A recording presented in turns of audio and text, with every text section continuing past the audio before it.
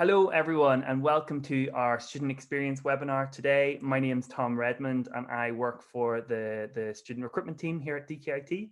And today's webinar is really all about giving you a better understanding of what to expect as a student in DKIT. And specifically, we're looking at what student experience is like within our School of Informatics and Creative Arts. And today we have a wide range of students from different programs and different year groups who are going to talk about a little bit more about what life is like as a student, how they decided on DKIT, and really about the skills and experiences that they've had to date to really hopefully take them to where they want to go in their future. So I'm going to just introduce quickly each of our students. So we have 5 students on board today. We have Joe Mahon, who is from County Galway, currently living in Dundalk, and is a third year film and television production student. I'll just get you to wave just so that everyone knows who I'm talking about. Great, thanks, Joe. We have Ellen Jones, who is a third year, level 7 computing student from Dundalk. Ellen, I'll just get you to wave. We have Lauren Riley, who's a 4th year film and television production student from County Cavan. We have James Farrell, who is a 4th year computing and games development student from RD, County Louth. And finally we have Rob Stewart, who is a 4th year level 8 computing student from Dundalk. And Rob, thanks very much. So I suppose the way we're going to start this webinar is I'm going to ask each of our students to tell us a little bit more about themselves, their motivations for studying at DKIT, and really a little bit more about how their student experience has gone to date. So I'm going to start with Joe. Joe, I'm going to just make you large on screen, and I'll ask you to talk us through your experience at DKIT to date so far. So I decided to come to DKIT for a number of reasons. One, I wanted to get away from home and just kind of broaden my horizons a bit. But two, to my knowledge, DKIT was one of the only colleges in Ireland for film and television production that had its own TV studio learning experience. Like being from Galway, we have our own film course there, but it doesn't have the facilities that DKIT had, and the practicality of the course in general just definitely stood out for me far more than staying home and trying to work it all out there. Uh, Life in the college has actually been pretty great. My class is like very collaborative, and just the department as a whole is very collaborative. Because I remember when we came in first year, they had a load of the different media courses collaborating for a module for about, I think it was like 4 or 5 weeks. So I got to meet a load of people we wouldn't have normally got talking with if we hadn't had that module. And the societies in the college are a great way of just mixing with other courses outside your own department as well. Like I met a load of people through like the fencing society, and I'm now running the radio society we're trying to get going properly. And it's kind of all I got right now. No, that's brilliant, Joe. Thanks a million. There's a load of areas that I'm going to get you to talk about a bit more in our Q&A session at the end. But that's brilliant. It gives everyone a good idea of who you are. So we'll come back to you later on. Thanks a million. I'm just going to move on to our next student, Ellen Jones. So Ellen, I'm just going to make you large on the screen. If I could get you to just talk us through your DKT experience so far. I actually had a little bit of a backwards kind of journey. So I am in the level 7 computing program now, but I was initially in the level 8 computing program. And what pulled me to make the switch was I saw that there was kind of like an alley you could take down a hardware and systems kind of thing. So I made the switch over and I haven't regretted it since. I've had a great experience. I get to specialize in something that I really love and enjoy. And DKIT is on my doorstep as well because I'm from Dundalk. So that's kind of another thing that pulls me over. Great. So and I've had a wonderful experience, made a lot of friends through the college. And the ACM is also a great society, which I know two of the lads here are part of it. I'm also a member, but I should probably attend a little bit more often than I do. But yeah, no, a lot of like-minded people in the course that I'm doing, and just in the computing department in general. I think everyone has kind of like a common interest and a passion for technology, which kind of brings us all together. So yeah, great experience. Brilliant. That's great. Thanks, Ellen. Thanks for that intro. Again, lots of nice things that I'm going to come back to in our Q&A session. Things around changing courses and stuff like that. And that's great.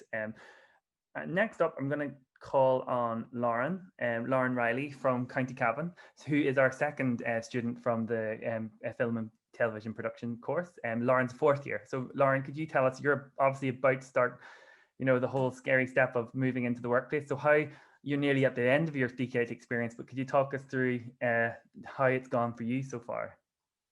Yeah, of course. Joe bet me to the punch. Thanks, Joe. I started after completing a level 5 in creative media, and I really liked the film module, so I decided to do a lot of research into colleges that had that. And I just found DKIT was a lot more practical than a lot of colleges.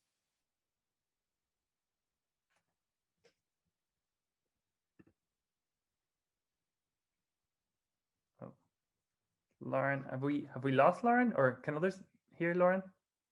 No, she's frozen. Oh, she's gone. That's grand. What we might do is, this is why we pre-record. oh yeah, exactly. Hi Lauren, can you hear us? We've just lost you there.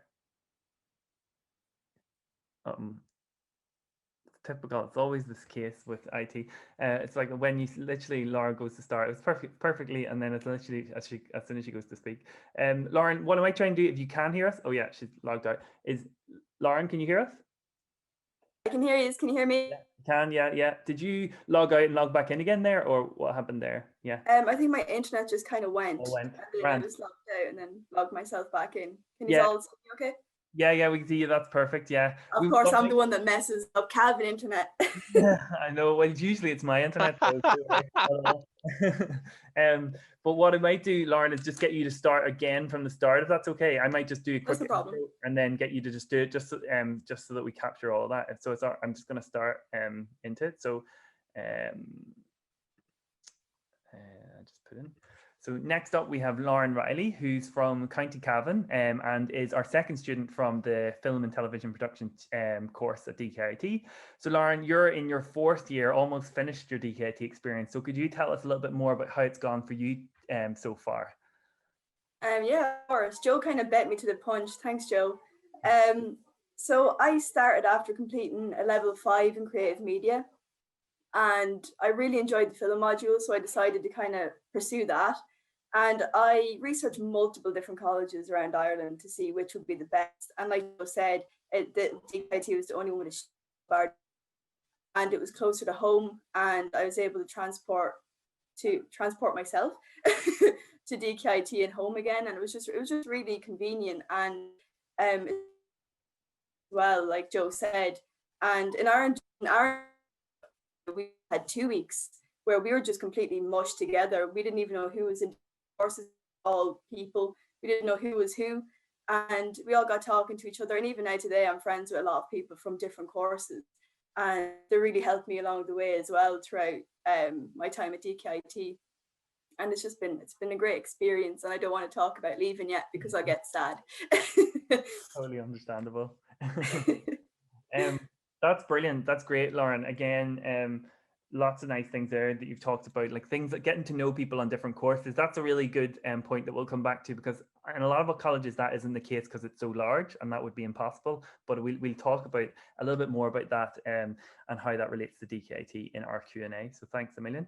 So next up, I'm going to ask our next student, James Farrell, to talk to us. Sorry, I'm just going to make you large on screen. There we go. Hi, James. So James is a fourth year computing and games development student at DKIT, and again in your fourth year, so I suppose you have a full breadth of experience to talk about. Could you let us know how DKIT is going for you so far? DKT has been great. It's been really interesting. There's a lot of different things I've been doing external to the core college experience that's really helped me as a student progress throughout the last 4 years. So getting involved in even things like open days, but also things like tutoring and ITLC, helping out in various events, various volunteering events such as Mega Dojo, the ACM Hour of Code, getting involved in different sports clubs and societies such as the ACM is something I've been involved in since first year. Lots of opportunities through that, and lots of different things that the different paths that I've taken within college have helped me to expand outside of college. I've been on various trips as well, various Erasmus trips that were funded by the European Union, but also hosted within the college. So, for example, I've been in Poland, I've been in Belgium, and I was in Finland in first year as well. So various different trips that helped me, meet with different students. There was 10 students in our class taken in each year, and we went to different Erasmus events, and they were really interesting within DKT, but also getting involved in the ACM. So at the moment, myself and Rob are actually in the ACM, and we have to run one of the biggest societies within the college. It's a computing society. We host various events throughout the year. We have different things going on, competitions, game jams, webinars, and seminars, and we just help computing students in general to further themselves as a computing professional. So there's lots of different things that I've done within college to help me have a better experience and help the people around me have a better experience as well. Like some of the other guys actually came from further education, so I went to OFE first, and that really helped me pick DKT. I was so familiar with the campus because OFE is right beside DKT. It just felt like a natural progression for me moving on to DKT. Yeah. Brilliant. Thanks, James. Again, like I think there's loads there. You are obviously really involved in the extracurricular side of DKIT as well, like getting involved in clubs, running clubs, international travel, etc. So again, there's loads of things that we're gonna talk about a bit more in depth in our Q&A. So next up, I'm gonna ask our final student, last but not least, Rob Stewart, who From outer space. from outer space, exactly. So Rob Stewart is a fourth year. Is it fourth year? Sorry, I'm going to say that wrong. Fourth. Yeah, I'm a fourth year in computing. Let me just say that again. So Rob is a fourth year level 8 computing student. Not from outer space, from County Louth, from Dundalk, just very local to DKIT. So Rob, could you tell us about your experience at DKIT so far, and maybe talk about how you transitioned into college? I had a very similar beginning to James, actually. I started off in further education in OFE, and what brought me there was a love for video games. I love playing video games till this very day, and I'd done the games development course there. But what I discovered while I was there was that I didn't want to turn a hobbyist pastime event into a job event, so I actually veered away from it, and it made me go down the computing route when I came to the DKIT. So transitioning into the DKT was interesting. It was a lot bigger. It was a lot scarier. It was a lot more fast paced because the weeks are shorter than further education. It's a 14-week semester versus a 12-week in the DKT. If I'm getting that correct, I may be incorrect because coronavirus has my head messed up. The pandemic, I should say. I don't actually have coronavirus before anyone jumps to any kind of conclusions. And yeah, it's interesting. Like, you need to get in, you need to socialize, you need to join societies. I don't want to go on about the ACM because my colleague has done that. I've done all of that. I was also, you need to take steps forward. You need to put yourself out there, do extracurricular stuff. I've also gone to Poland with my colleague as well. Again, I won't go on into that. But more grounded within the college. Be social, go out, talk to everyone around you, get to know your classmates, get to know people in different courses, and get a good grounding with your lecturers as well. Make sure you talk to them because they're people as well. They're also human. It's not like the teacher-student relationship from secondary school. That boundary's still respected, but it's a lot more one-on-one. It's a lot more human. And one of the big advantages, I'd say, and one of the biggest things that attracted me to the DKT, apart from the fact that it's on my doorstep because I'm from Dundalk, is how small all the classes are. It's not one of the biggest and most renowned colleges like Harvard, where you're going to get hundreds of students in every single course in every single year. So it actually gives you an opportunity to learn better, in my opinion, because you can actually get talking to your lecturer. Your lecturer knows you by first name, you know them by first name, and there's a good relation there throughout the entire time I've been there, throughout the whole 4 years. So yeah, I'd say get motivated if you're thinking about it. start applying now. Don't wait. Swallow your anxiety. Get out there. Get uncomfortable, and put your best foot forward, and hopefully we'll see you here. Well, I won't because I'm leaving, but others will. Well, you never know. But that's great. Thanks a million, Rob. And I know Rob is very involved in student life as well, and is probably a great example of somebody who really gets the most out of college by being really involved. So again, I'm going to talk about some of those areas in our Q&A, which is about to start now. And so just in this section, we're really going to talk about different aspects of college life, and I'm going to bring in different opinions from our group panel today, and I suppose we're going to talk through a number of themes in specific areas. First of all, we're going to talk about the application process, and if anyone can remember back to that process of how they came up with how they did their research, if they did research, and how they found out a little bit more about the course that they ended up choosing. Then we're going to talk about that period from when actually you get your offer to actually start in college, if you could think back to what that experience was like. And we're going to talk a bit more about things that you encountered during those few weeks, and maybe hints and tips to any others that might be about to start that process. Then we're going to go into actually what's it like as a student at DKIT. So a little bit more about the class experience and what that's like. Obviously, in the minute with COVID-19, it's slightly different. So we'll touch on that, but maybe we'll also talk about, when hopefully this virus it becomes less of an issue for us and globally, what it's like as a student normally at DKIT. And then also we're going to talk about life outside the classroom. College is much more than your degree. It's about the experience and everything that comes along with that. So we'll touch on that, and then we'll end with just maybe the future. So what your plans for the future, how you've prepared for possibly graduating, and how you're feeling right now in terms of going into that process. So I'm going to start off just with the first area, which is application process. So I think we have a variety of different people that have come from different areas. So I'm going to maybe talk about that, and that'll be the same for any of our viewers today. We have, people who've come from college, from further ed, others that have transitioned from other colleges. We have obviously school leavers who came directly from school and straight into higher ed. And then we have some mature students who actually took a bit of time out and then came back to education. So I might just talk through one of the first example, school leavers. Lauren, did you come from secondary school? Is that? No, I came from a level 5. A level 5. Apologies, you've said that already. So yeah, so maybe has anyone here, and I'll edit this bit out, does anyone here come from secondary school? I did. Ellen, perfect. I might just talk to you first, and then I'll go into the further ed transition up, and then we'll maybe talk, Rob, about your transition from a mature aspect. Is that all right?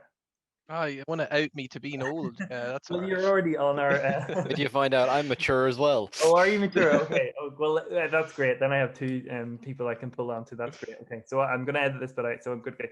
So first of all, I might talk about one of I suppose from an applicant point of view, a lot of our students come directly from school. Ellen, that's something that you did. Can you think about that process? I know it's a number of years ago. How did you decide on the course that you ended up studying? I know you said you changed courses, changed levels, but even on computing, how did you know that was for you? And did you do some research, or did you have any experiences that helped you make that decision? Yeah, so I actually came from an all-girls secondary school where IT isn't really pushed. So as far as I know, I'm the only computer science student that came from my year in 6th year. No one else in my year actually decided to do the course, and kind of everyone was going for teaching and makeup and hairdressing. So I felt a wee bit alienated, but I do remember sitting a DATS test in secondary school. I think that's what they're called, but they're kind of like an aptitude test. And my results indicated that I had like kind of strong problem solving skills, and I was an analytical thinker. So I also really enjoyed technology, which was a subject that I did in school also. And then I kind of looked into the CAO, looked what was around, kind of considered things, engineering, wasn't too sure, and then kind of landed on computer science because I actually did have a passion for technology, always fiddling with gadgets, things like that. and then landed in the level 8 computing. And when I got there, I was like, yeah, no, I definitely should be here, but I'm not too sure I want to do software.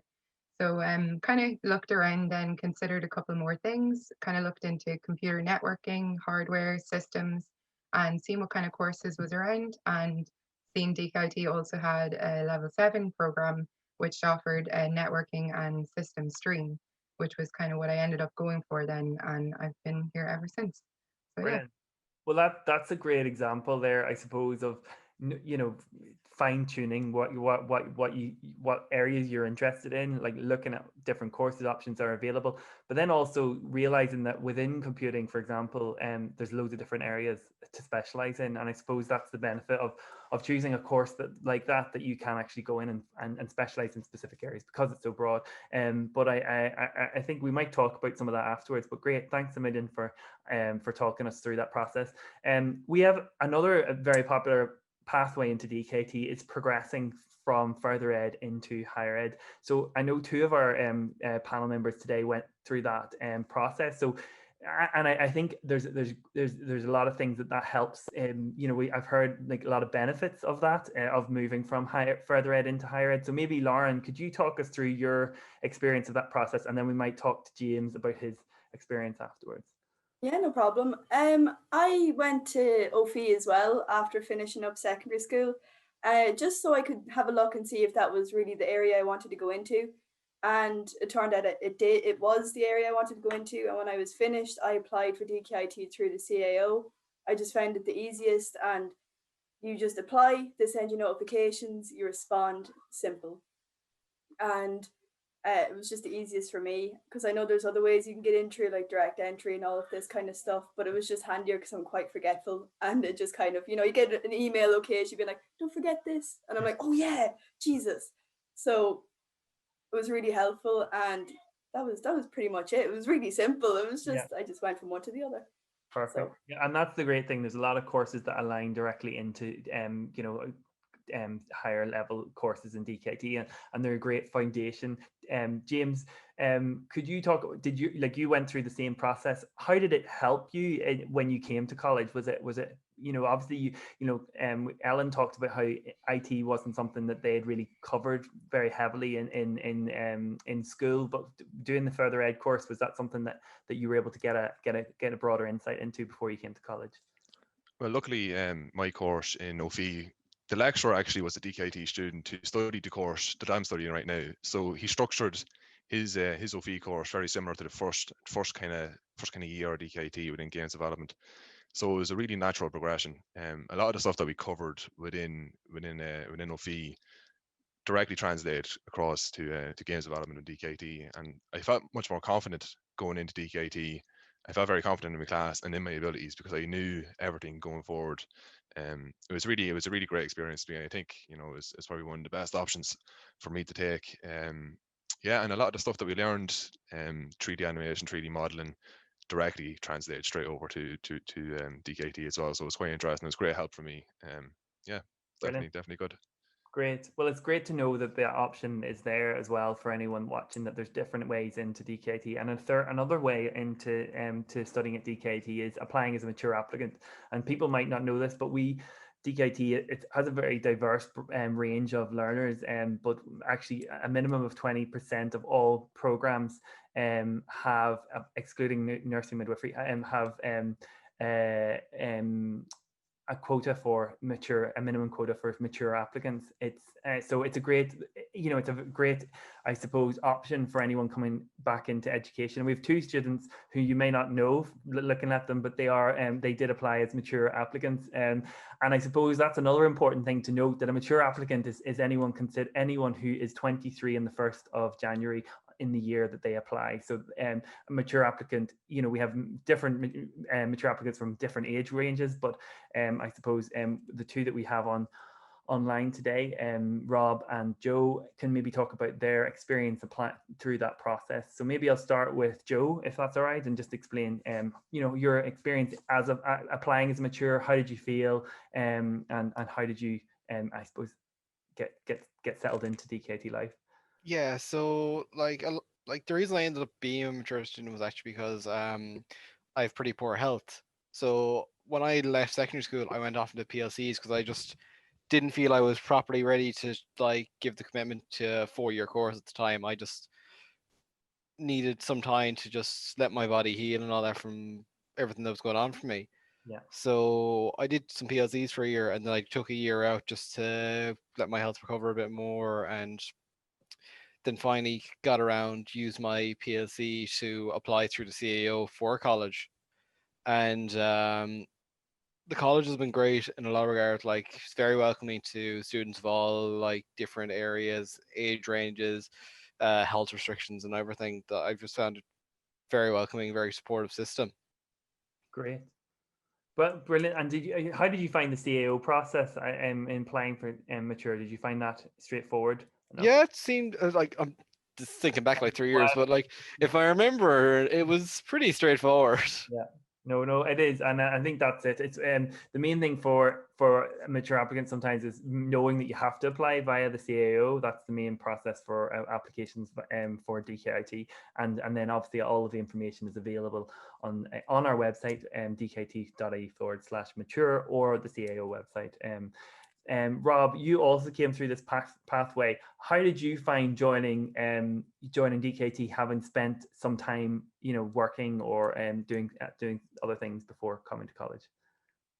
It was very, very interesting going back to education, having come from a life where I worked, we'll say a 9 to 5 approximate job, where I got to stop in the evenings and not worry about my job until I woke up the next day or until the weekend passed, to going back to college where suddenly I have to do 9 to 5 in college, give or take, depending on the day and what classes you have, but then going home and worrying about all of your CA, all of the assignments you have to do was it was it was a struggle at first. It takes a while to get used to that, especially when you are used to the other way. It's like it's going back to your secondary school days, kind of.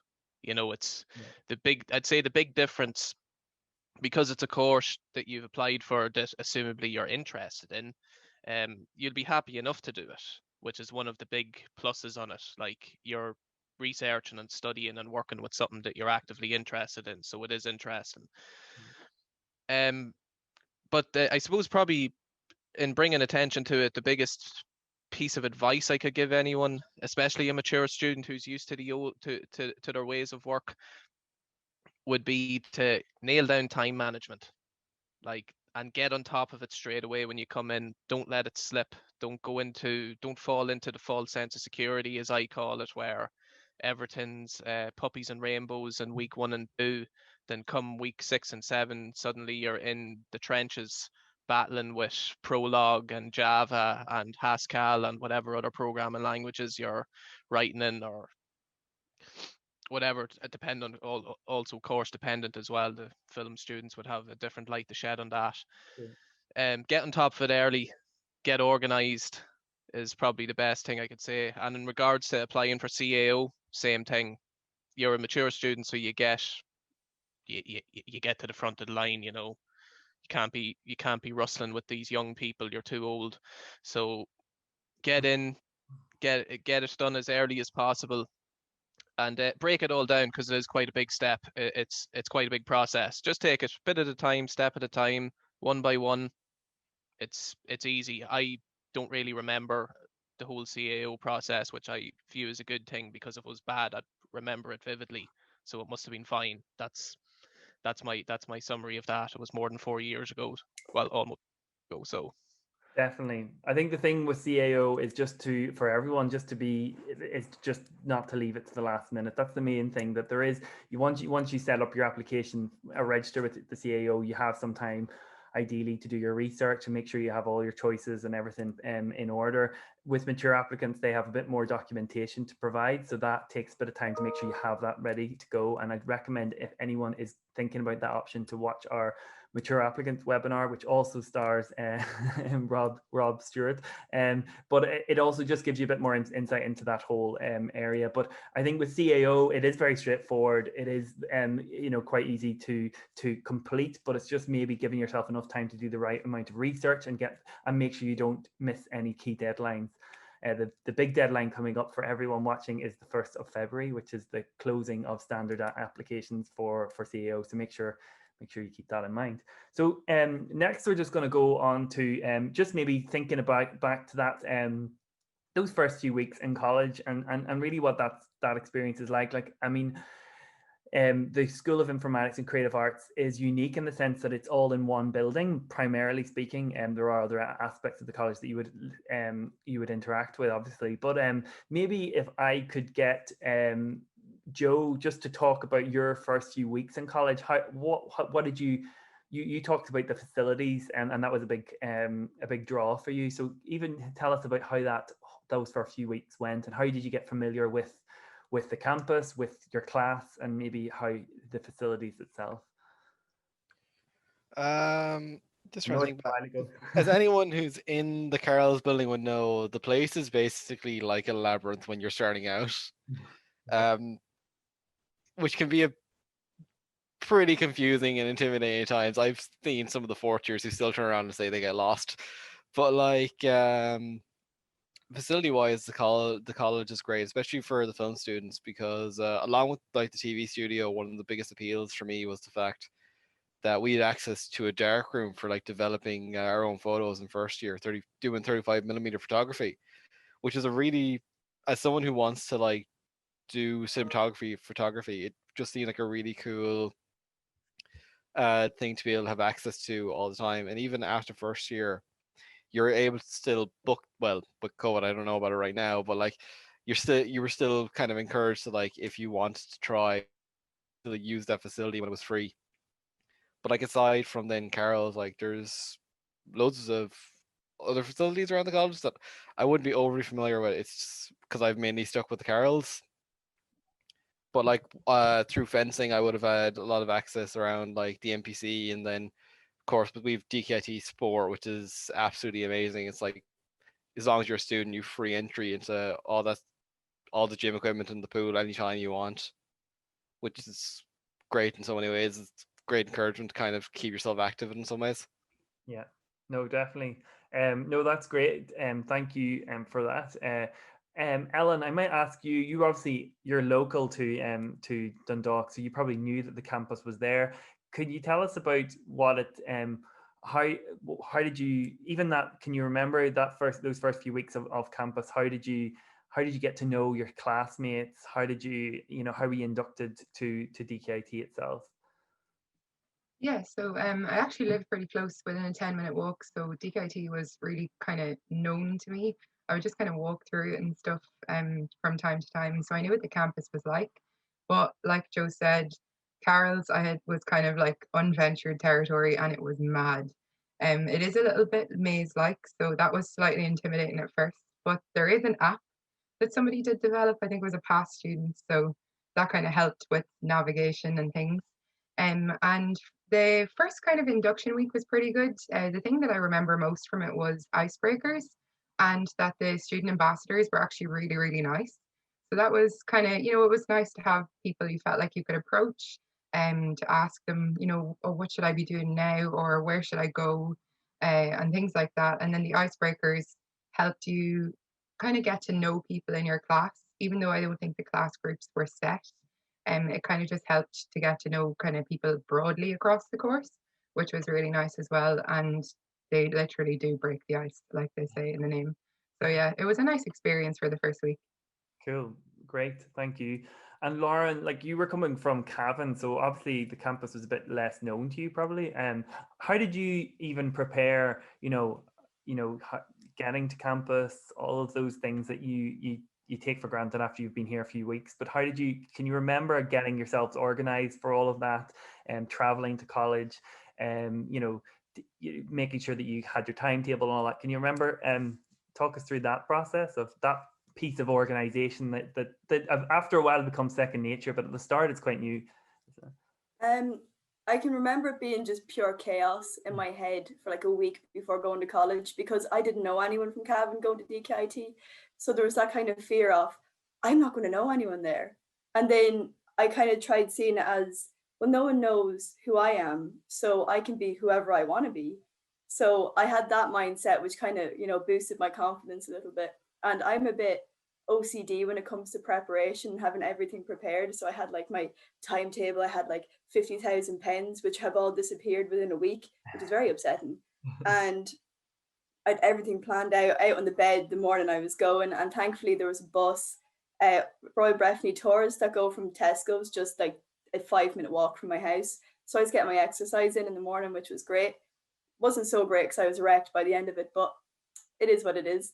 And traveled there, and I didn't know the campus whatsoever. I got stuck in the Carroll's building on my first day for 2 hours.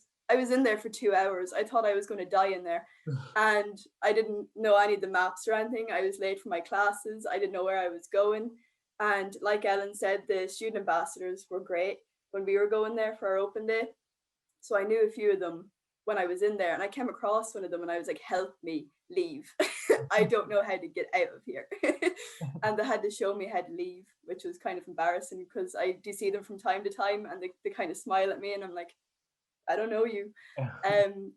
But it was, the campus is amazing. Like once you get used to it, it's really well laid out. Carol's building, not so much. It's chaos. I'll never say good things about that building.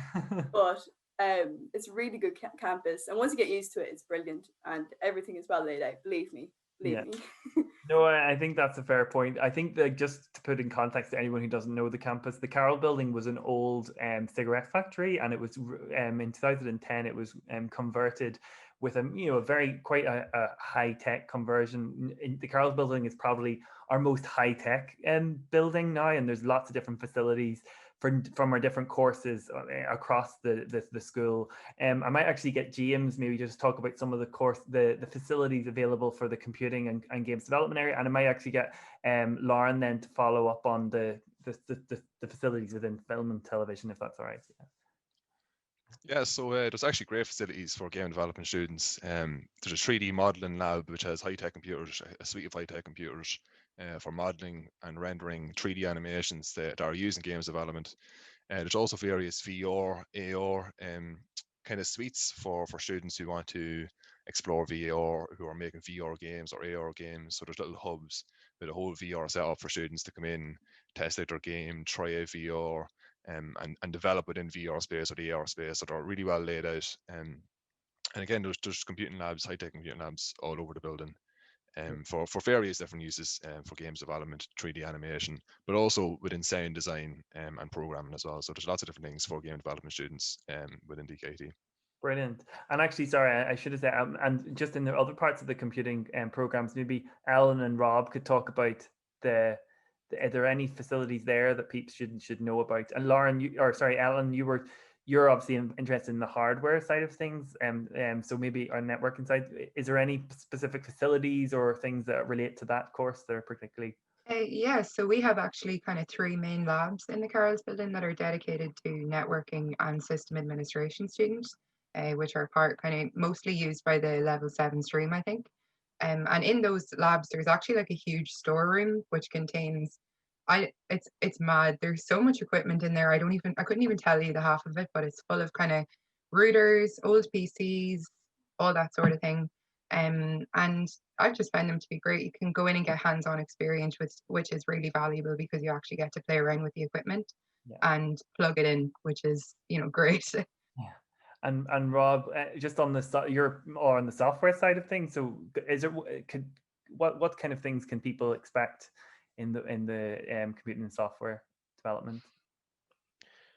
Yeah, like the facilities are great for us. Like everything the games uses, like we could also use as well. Like we have access to computers and whatnot. We would have access to the VR if desired, but it really is more game orientated. There's not many, not from what I found anyway, many computing that use VR, but AR, augmented reality, would be more so something that we would aim to hopefully implement in 4th year if it were to come to it.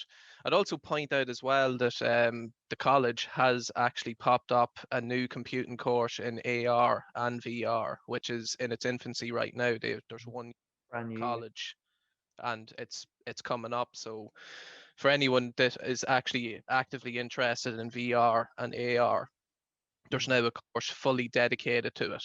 Yeah. And what, just even to give somebody a snapshot of what AR and VR is, if because people might not fully know. So give us- VR, virtual reality, essentially you've probably seen them before. Oculus is probably the most popular brand, most well-known brand. You put on a headset and you're in a virtual world that you can look around in and experience. It's very popular in games, as you can play your game in virtual reality. One of the biggest AAA games that takes advantage of this is Resident Evil, number 7. If you don't like sleeping, I recommend it. Otherwise, veer away from it. And it's also has practical uses outside of that as well. People use it like I think one of the best uses I ever heard of it was doctors viewing a surgery from within inside a surgeon's room, learning what the process is. I don't know what it is. I'm no doctor and I'm not a surgeon, but they're able to like get a close-up look using VR, which is a very interesting way to implement it in a practical situation. And augmented reality, AR, is pretty much augmenting the world around you. So the HoloLens by Microsoft is one of the most popular ones that's well known. It's when you can project something in the environment around you and interact with it and do things with it. Yeah. Very, very hard to think of examples off the top of my head right now. But it's Pokemon also very Go. Pokemon Go, which I'm going to move on to, yeah. AR and mobile it's huge. It's really, really big. And as James just jumped in there with, Pokemon Go is a game, probably one of the biggest mobile games on the market, and it utilizes augmented reality really well, where you can like take snapshots of your Pokemon in the environment around you. Yeah. And how they've developed that since 2016 is amazing. Like apart from the fact that they look very cartoony, it does look like they're actually there, and you can place them like, sitting down or underwater if it's a water type or whatever. And yeah, it goes on. I could talk about VR and AR all day, and So I'm I think sure James could as well. Yeah, just to clarify, because it's a brand new course, and there's huge opportunities in that area, and so just saying it's good to give people a general understanding of what that is. Perfect. So and then just on the film and television production course, another program that has a huge amount of facilities available to it. I might get both Joe and Lauren to just talk us through some of the types of facilities they can expect. Maybe one could talk about, like Lauren, you could talk about the sort of the filming. Forgive my non discipline specific expert knowledge, but on the film side of things, the filming side of things, and then maybe somebody could talk more about the post production edit side of things, of what's there, I suppose. Okay, well, I find DKIT is very advanced and very catering for us, like to us, because the amount of the equipment is very much up to date, and even the editing. Sorry, Joe, for kind of taking over your one, but the editing side is amazing. We have these edit suites. We have 5 of them, and they're all top notch. They're amazing, and they're recently redone there recently. And in terms of the production side, it's very hands-on. It's kind of mainly paperwork though that's in pre-production and production. Yeah. And it's the lecturers kind of just push you through it, because I remember for our final project last year, the paperwork ended up being over 240 pages long. So it's more so the lecturers kind of trying to support you through that while you go through a constant mental breakdown of, I don't know what I'm doing. And the lecturer's like, just do it, just keep going, you're doing great. And for the production, they give you the best of equipment.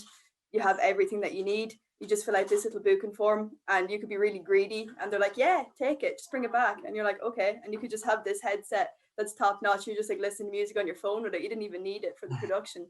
It's great. Don't do that though. You shouldn't do that. And yeah, I'll move on to Joe now. He can talk about post-production. Yeah, and maybe talk about the film studio itself as well. Probably. Yeah.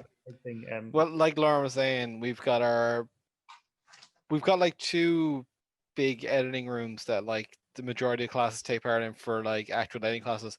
But then along with that, like Lauren said, we have the 5 primary editing suites that like are in the process of, like, some of them are still in the process of getting updated, which we're really lucky to have, because a lot of other colleges that have film courses just don't have the facilities we have. But then, like, along with that, then we have the TV studio, which we are incredibly lucky to have. So it's like we have our studio, we have the control room for doing everything up there. I don't want to go explain too much about that because I feel like I'll actually scare people off, because I know the equipment can be rather intimidating, even to us, and we're the ones constantly using it. Like, a lot of the guys in my class are still afraid they're going to break something. But like, I might just say, like, along with the film equipment, just because I noticed we don't have any of the sound production guys here, Yeah, just to give them a bit of definitely. input. Like, the college has got some of the best facilities I've ever seen for like recording studio and all that for the music and sound production course inside the college. Like, I'm friends with a few people in that course, and I've seen the facilities they use. They're state of the art. Like, I just imagine you'd probably see some actual professional recording studios that wish they had what the college has. And then there's like a load of like small little hub rooms with like pianos and drums and all that in the college for the guys to record their own little bits and pieces. Yeah. No, definitely, and like I think the facilities, particularly in the School of Health and Science, or sorry, School of Informatics and Creative Arts, are particularly, out there in terms of impressive. We do have a video just on some of our facilities on our interactive map in our open day, so people could go in and check out some of the facilities that we're talking about and the equipment that we're talking about. Obviously, under normal circumstances, you would be coming into the campus to experience it and see it. But I mean, if you want to reach out to us via our information box, you can request a follow-up call or potentially a virtual tour that we can arrange to show you some of these facilities before you come on campus. So that's great. Thanks a million. So I suppose just moving on to exactly, we've talked about some of it already, but the student life. So I'm going to talk a bit more about and what people can expect in the classroom, and also I suppose in terms of things like assessments and how that's managed, and it'll be different for every course, but I just want to give a flavor of that. So maybe if I could start with James, just to talk us through some of the what's it like in terms of your in-class experience, what can people expect within the computing and games development course?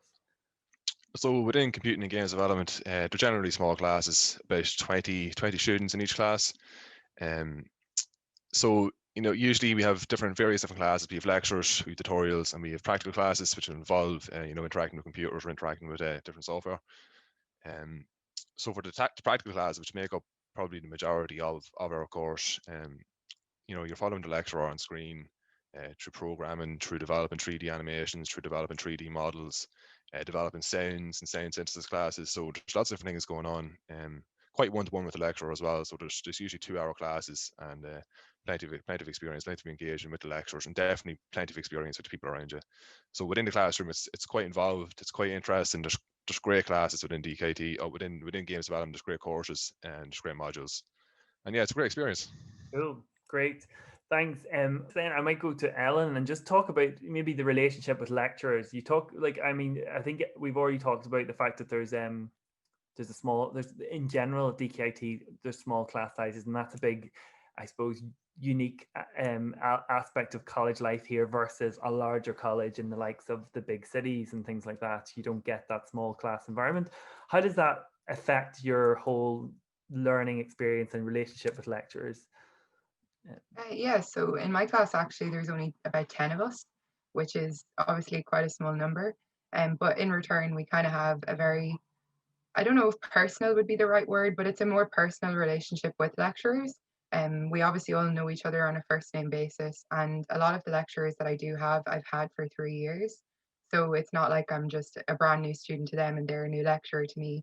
We've known each other for a while. They know what I'm like and I know what they're like, and we kind of get to know how each other works. And it's nice because they can monitor how you're getting on. They don't really let you slip behind, and they're kind of careful to monitor that stuff. If they see you have a keen interest and you want to learn, they'll definitely make sure you're kept on the right track, which is really nice.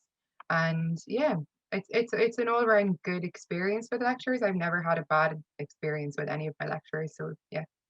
And Lauren, for example, in your area, would that be a common experience for you in terms of the relationship with lecturers?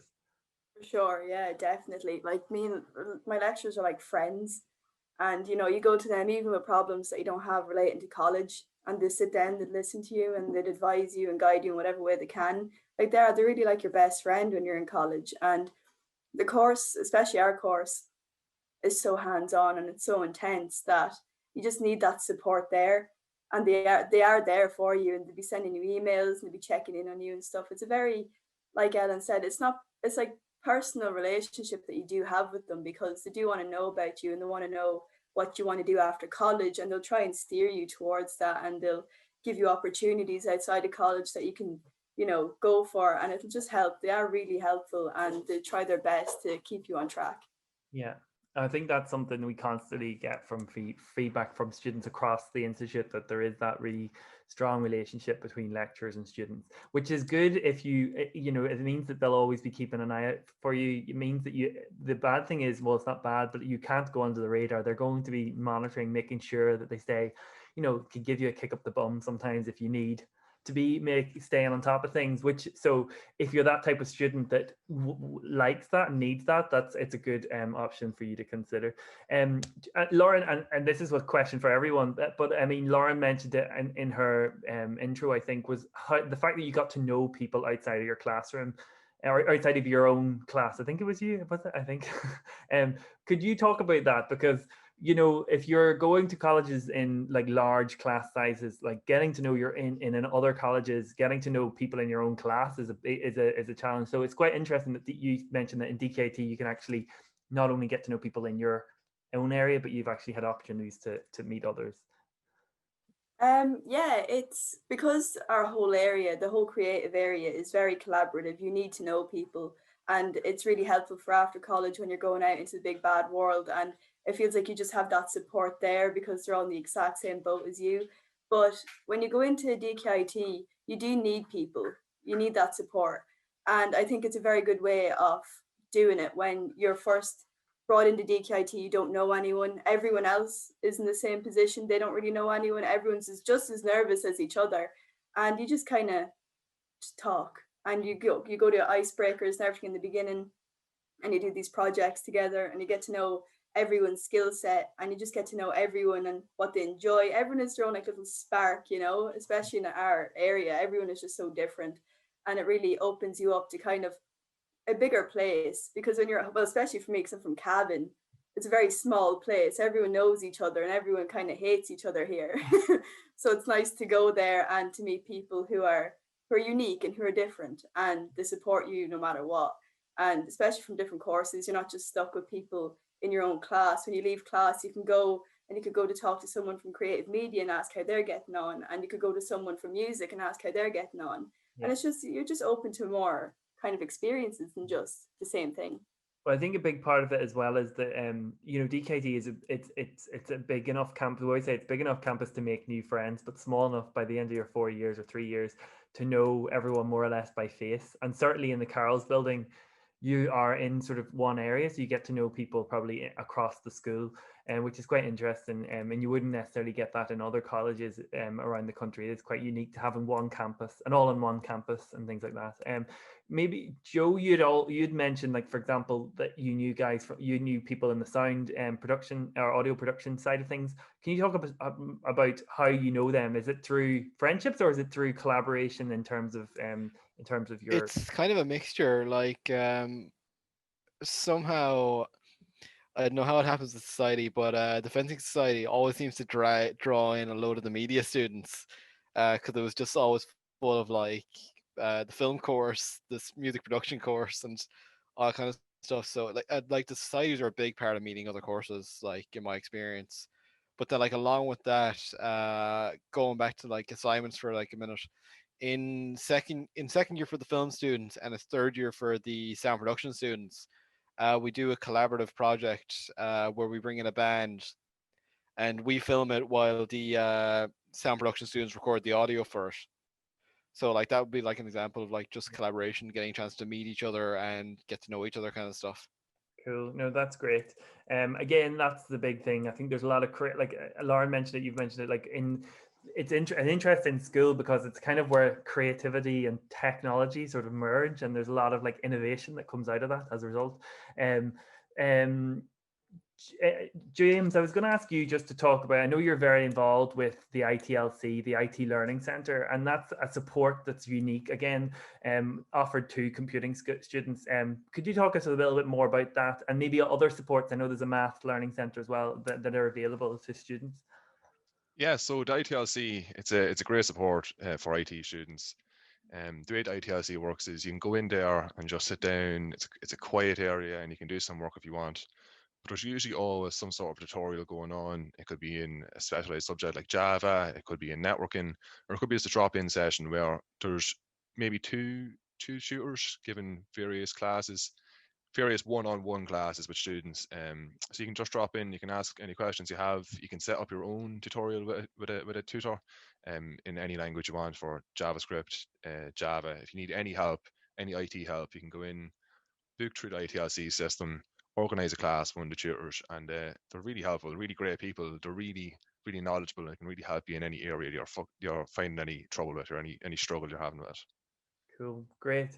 And Rob and Ellen, I suppose, I know you're both, and James, I know, but James has spoken. So, Rob, I might get you to talk about the ACM chapter and what is that and why, what does that mean for students in the computing areas, particularly? It was definitely a better question for James, but I'll All give it right. a go. James can give you a handout as well. Good man, James. Yeah, the ACM chapter. So it's a computing society within the college, but it's also ACM is a recognizable world body organization for computing. It stands for the Association of Computing Machinery. Do I have that right, James? No. It's the Association for Computing Machinery, but yeah. That's what I said. No, you're joking. Good man. I'll point out as well that James is actually the current chair of the committee, which is a big responsibility for him. Anything goes wrong, it's on him. But yeah, it's what we do on the committee is we organize all sorts of various events, and we also organize getting to any current events that are being run exterior to the college, and it all generally revolves around computing. So we've attended an AIB data hack 2 years ago. Another chapter in the country in Cork in UCC hosts a competition called the IRL CPC, in which students from all over Ireland, from all various colleges, all come together and they compete. It's a programming competition where you have 4 hours to solve 6 engineering problems. And it's a lot of fun too. It's very angst-inducing because you're in competition, but it's also a tremendous amount of fun, and it exposes you to a lot of professionals because Google, Microsoft, and various other companies are aware of this competition, so they have representatives at it. So you get to make one-to-one connections with high up staff members in these places, which is always good. Building your network is always good, and it's something we actively encourage as well. We want students to come in, network around the college to get to know each other, but also network outside of the college, and they're the sort of opportunities that we hoped to, well, we don't hope, we do provide that for them. Even if there is a pandemic on, we still get this organized. We also like to have fun as well. It's not all hard work. Like I don't want the ACM to sound like it's more work on top of what you're already doing. Like it is entirely optional, though I highly recommend it. But we also do things like James recently hosted a Kahoot quiz for the ACM, which is a tremendous amount of fun. There was prizes up for grabs as well, so people won great prizes. And we also try to host game nights every week or every second week, depending on how everyone's schedules look. Yeah. So that we can, like, Among Us is a game we've been playing recently. We figured the best way to get to know each other is to lie to and betray each other, which is what that game revolves around. So it's also been a lot of fun. Cool. Just to show that it's not all hard work, it's also fun. And all these competitions, they're all fun as well. Like, approach it with, it's fun, it's not stress. I think like Can I just chime in? Sorry, I just wanted to make a note about actually women in IT. The ACM make a huge effort to actually kind of bring us together, which is really nice. So like they hold events on campus where we get pizza and stuff, and we get to like network with different girls across the years, which is nice, and across the multitude of computing courses too. So you're not just like restricted to your own. So that's like another event that the ACM are in charge of. Well, that's a really interesting point. It's actually something I was going to draw on, like how, there is a massive drive to try and encourage more women to pursue IT as a career. And there's a big skills gap in general in that area, but particularly among, trying to encourage young girls to consider it from an early age. What do you do? What does the college do? Have you been involved in any activities that help do that? And is there anything that you would say to any student that like you mentioned that you came from an all-girls school, a student that has never really considered computing? Is there any advice that you give them? My main bit of advice would just don't be intimidated. It can be quite intimidating to walk into kind of a male dominant area, which, no lie, it still is currently, but hopefully that will change in the future. Women are equally as capable of doing it, and they do a great job, and men do a great job. But there's really no kind of issue with that. But for some reason, there's less push in the female area to come into IT, and I really do think that starts in kind of early years education and definitely in secondary school. I was lucky enough that my secondary school actually had a technology subject that ran to Leaving Cert, so I kind of had an idea of what I liked and things. But there's a lot of schools that don't have that. I know in Dundalk, I think I was actually one of only 3 schools out of the 10 secondary schools here that actually had the technology subject. So yeah, I wouldn't be intimidated. Just go for it. If you enjoy problem solving and analytical thinking, do it. If you enjoy maths, do it. If computers are your thing, do it. Yeah.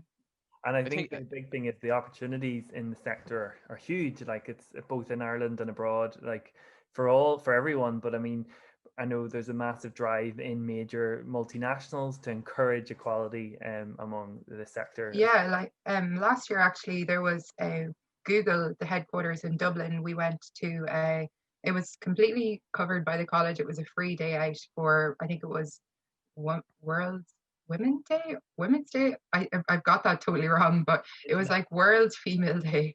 And it was lovely. There was a lot of talks about how kind of women and their role that they play in STEM, and it wasn't just kind of local to computing. There was a lot of engineers there, physicists, I remember, which was quite interesting. And they kind of, yeah, they just give their own personal experiences when you go to those workshops and those talks, and you get to actually see insight from people who are in the same position and come through the same path as you and are now like employed in industry, which is pretty cool.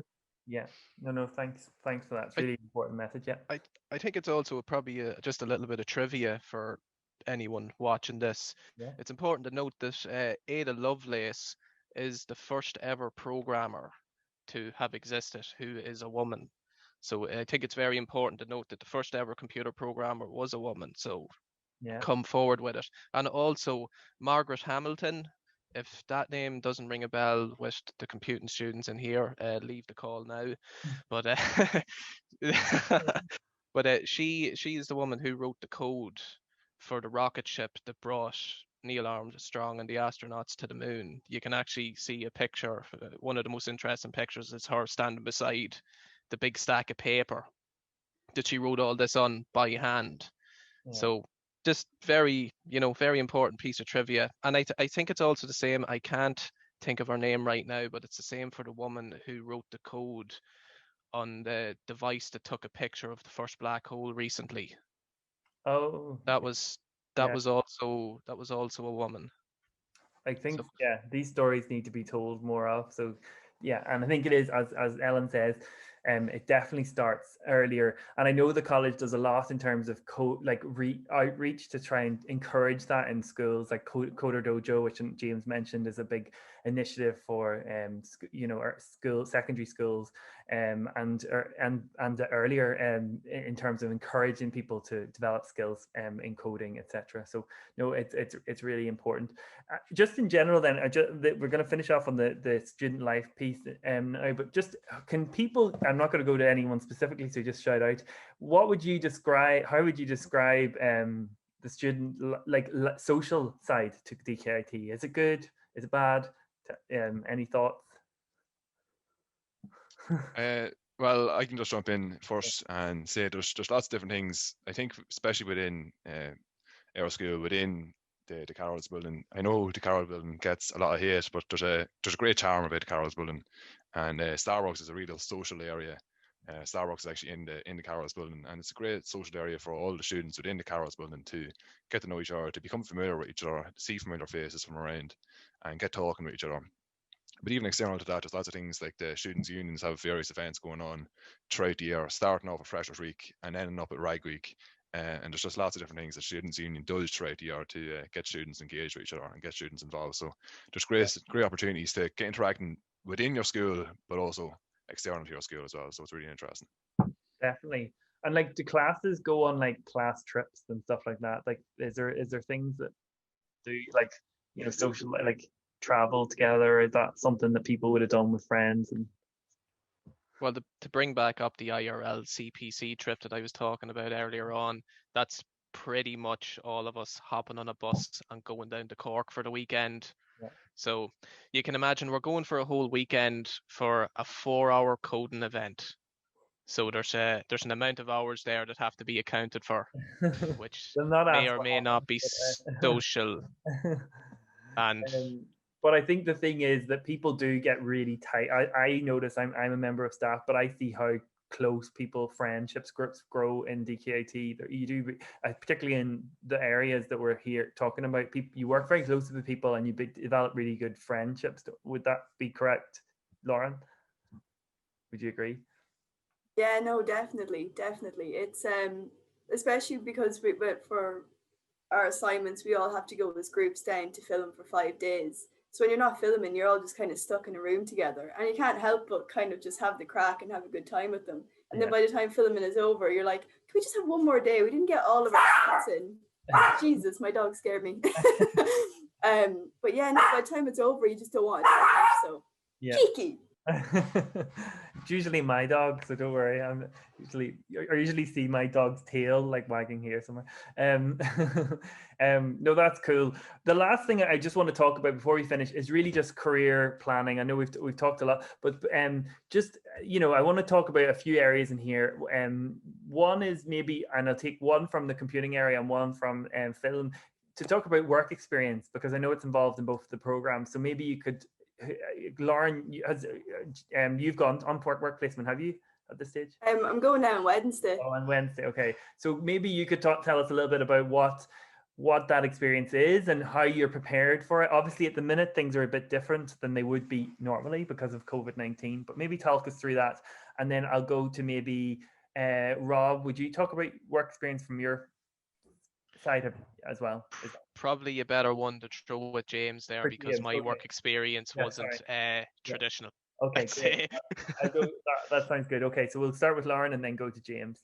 Perfect. Okay, well, I suppose because, our course and our work is very much, you need to be there, you need to be on site, and you need to, do all of these things, and you need to be there physically.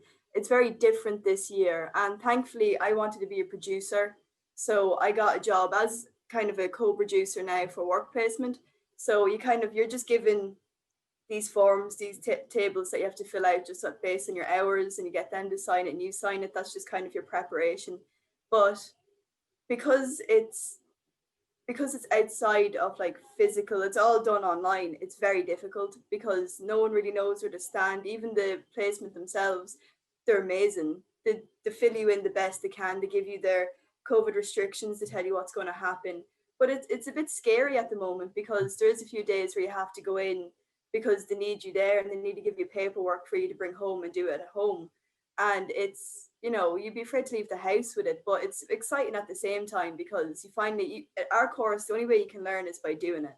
So we're finally getting that experience, and it's kind of the whole build up for the past 3 years. We're finally getting there. I'm going to be going out into the industry. So it's a bit intimidating as well because we've all been in college. You're having to crack with your lecturers and stuff. It's going to be a bit hard hitting when you go out there, and they're going to be really professional and like really, you don't know them. So they're going to try their best to appear in a professional manner, and it'll just take time to get to know them. So it's very intimidating at the moment. And I think the thing there as well, like, you know, even the way you're, okay, right now, COVID-19 has caused major disruption for placement and work environments. But I suppose it's resilience that you're building through this whole process, because even the experience that you're having is, how am I going to work remotely in this area? That's the same experience that people actually in the industry who are working now are having to go through. And, you know, at the minute, and TV industry and film industry is massively affected. And you can see that in the world of life. So it's all real world experience, which is probably a good thing, I would imagine, as well. James, could you talk about your experience on work placement? Yeah, so my experience is actually quite interesting, and I was actually one of the people who had to go through that transition.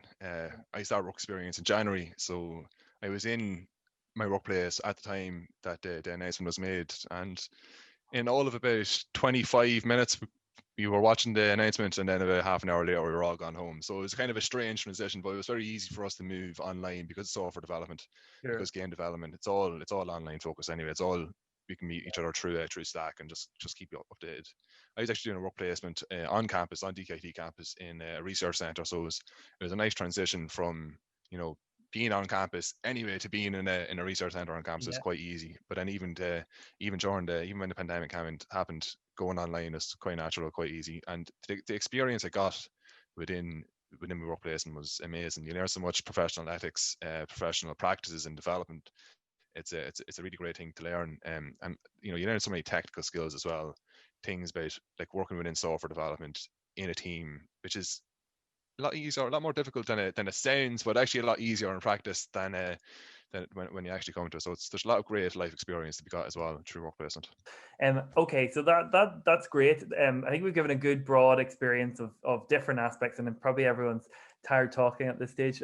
But I might just get just to finish off. You know, everyone knows that college is about, it's like, you know, it's a really important experience, but it's always with the aim of getting you to the next phase, which is, you know, either in your career or wherever you want to go after college. And so maybe I was just going to do a quick snapshot, and not everyone might know at this stage, but just give an idea of what your hope is for the future and how do you think DKT is helping you get there. So I might just start with Rob at the top, and then we'll work through everyone. Hope for the future. Yeah, so yeah, what's your hope, and how is DKT helping you get there? The hope is, like, I'm going to graduate and I'm going to have a degree, which opens a lot more opportunities. It opens a lot more doors than if I was to do like a 12-week crash course in JavaScript and get a development job in somewhere. I have a full 4 years computer science degree, so I'm hoping it just broadens my horizons. Like, it leaves for a lot more opportunity to get jobs in places like Microsoft and Google, but also abroad. Like, I may not settle in Ireland. I might go elsewhere. I could go to the opposite side of the world, to New Zealand or Australia with this degree. So they're the sort of hopes, just more open doors, more opportunity. I have no idea which route I'm going to take. Obviously, the pandemic has thrown a spanner in that works as well. It's a lot to think about, especially in the middle of the final year. But that's the aim. Have more opportunity in front of me when I get to the end of it. Brilliant. Great. Thanks. James, could I get you to tell us? Yeah, so luckily, computing and games development especially it's quite a broad discipline, so we can really go anywhere. And I'm actually looking to emigrate once I leave college. I'm looking to emigrate somewhere Northern Europe or even Canada, somewhere cold, somewhere nice. And I want to move into a city. I've been living in Ardee, which is a small town, so I want to experience city life, especially while I'm in my early 20s. And yeah, I feel like you know, the course games development definitely equipped me for that, because it's a universal course, it's a universal discipline that can be really taken anywhere. So I'm really lucky in that regard. Yeah, definitely. I think all the courses here today, very internationally like relevant. You know, there's passports to different parts of the world to go with your degree. So great, thank you, Joe. How are you? You're a little bit earlier in your career, so maybe you're still thinking. Well, like, I kind of have a rough idea. Like, I know I want to like focus on cinematography and eventually move on to like working, hopefully, as a DP in the industry. But like, one of the best things about film, like, I could nearly base myself anywhere and then just ship myself off anytime a different project comes up. Yeah, it's probably one of the great appeals about the industry. Yeah, it's very like a lot of movement involved, like project related. Yeah, no, definitely.